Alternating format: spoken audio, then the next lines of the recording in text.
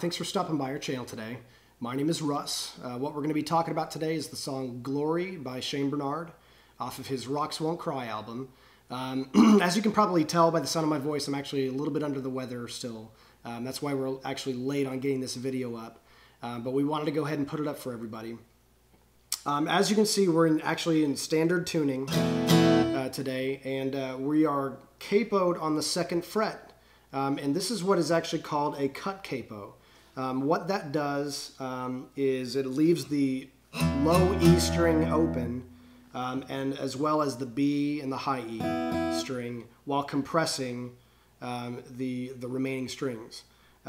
This song is played with that. If you don't have a cut capo, but you've got a regular Kaiser capo, you can actually flip the capo around and use it. You just want to be careful and leave those strings that we talked about open. You want to leave the open E as well as the B and the high E. This song starts off, and as you can tell in the opening sequence to the song, we start off on the G string and hammering on 8 and 9.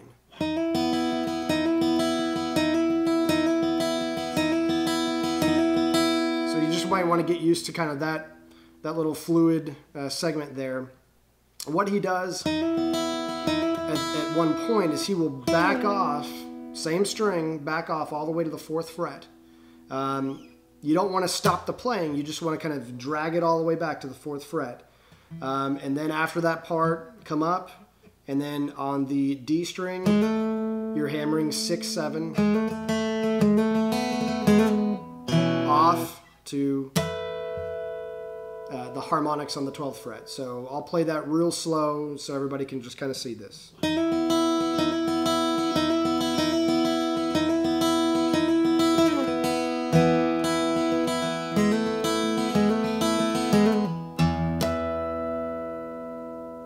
Okay. From there, it goes right into effectively what is an E chord with a cut capo. And all you're going to do on the 4th fret, on the G string, hold that down, and it's a full strum all the way through. And then from there, it's effectively a walk down, where it goes 7, 5, 4, open. So, okay. Now, the best way to begin playing this song is to actually figure out the bass notes before you get very intricate with all of the other picking. Now, we've talked about the little walk down, but for anybody who's familiar with that song, it gets a whole heck of a lot more difficult right after that. But if you can actually learn the bass notes and how that's played and really get that down with muscle memory and kind of getting that stuck in the back of your head, it makes playing the rest of the song a little bit easier. So what we're going to do from going from that E is I'm just going to kind of strum through the bass notes of this. And I would really encourage you, if this is kind of your first time playing this song, to start out playing it this way. So starting from this E,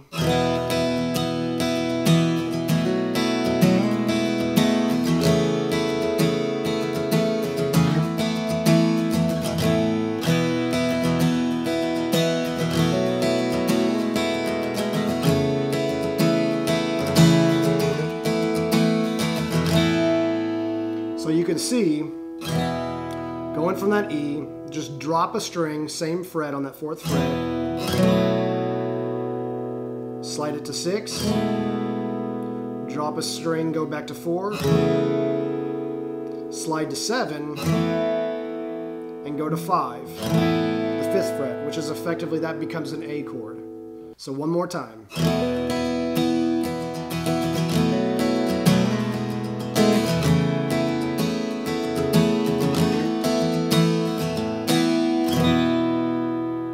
So again, practice those bass notes, because that's effectively, that's the way it's played. If you can kind of get that rhythm and that tempo, so to speak, in your brain on the bass notes, it allows you to play the more intricate parts a whole heck of a lot easier. So now that we've got the bass notes down, we're going to get a little bit more intricate with the picking. We mentioned earlier there's the walk down from 7, 5, 4, and open. On that high E string. So coming off of that E chord, walk it down, going back to the bass notes that we were working on earlier. You're going to kind of hammer on there on that D, that's the D string, hammering from the capo to the 4th fret. Now we're going back to these, what Shane's doing the whole time, and it sounds very intricate, is just, there's a bunch of this like quick picking in between all of this. So just practicing that. Take your ring finger and slide from the 4th fret to the 5th. And hold that as long as you can. This is actually one of the most difficult parts of the song, because what you want to do naturally is quickly move through these, because it's, you know, there's a lot of intricacies, and your brain is effectively getting you to go to the next string and the next fret, and what do I do? But if you can train yourself and challenge yourself to hold these positions as we go through them, and as you go through the song, you'll actually hear on the song, if you listen, that Shane is actually holding those chords out pretty much as long as he possibly could. Or not those chords necessarily, but those notes. So going back, walking it down. Now you are sliding from the 4th fret up to the 6th fret on that D string. And this right here is actually quite difficult. Sliding up and holding that and challenging yourself to try to hit that 7th fret harmonic on the high E without letting go of that chord or that note that you formed there, sliding from 4 to 6. So I'll kind of play that a little bit slow.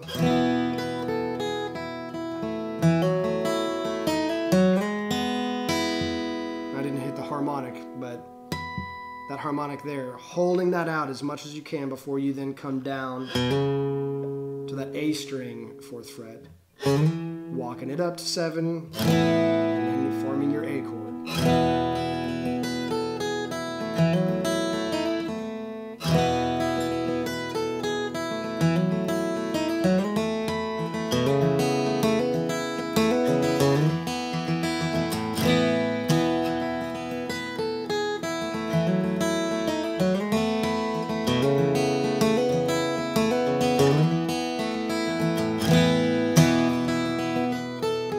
So what you're going to want to do, what I would encourage you to do, because there's only so much we can actually talk about because this is very technical, watch the video throughout these parts, pause it, replay it, until, again, going back to muscle memory we talked about earlier.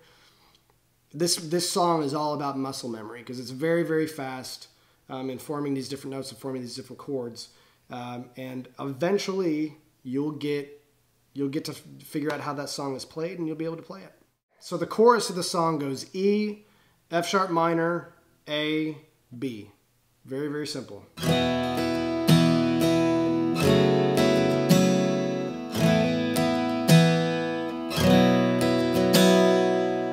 Now what I would encourage you to do, technically a proper F sharp minor would be that, where I'm bringing my pointer finger around and I'm compressing, you know, there on the F sharp.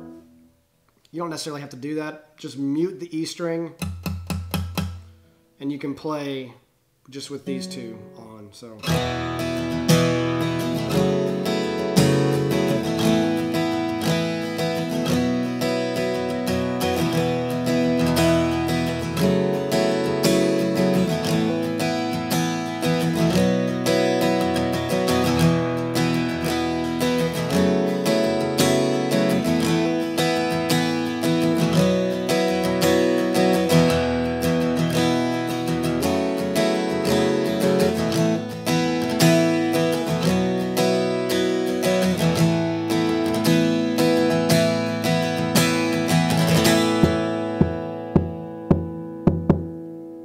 So the bridge is really simple as well, and that starts out in F sharp minor, up to B, back to A, up to B.